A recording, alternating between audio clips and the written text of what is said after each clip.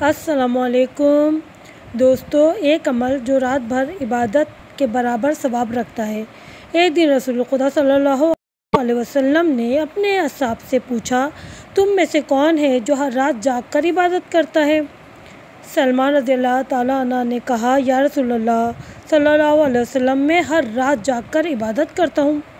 کچھ لوگوں نے اعتراض کیا کہ ہم نے تو خود سلمان کو سوتے دیکھا ہے۔ سلمان رضی اللہ تعالیٰ عنہ نے کہا، میں نے رسول خدا صلی اللہ علیہ وسلم کو فرماتے سنا ہے، جو وضو کے ساتھ سوئے گویا جیسے تمام رات عبادت کرتا رہا ہو۔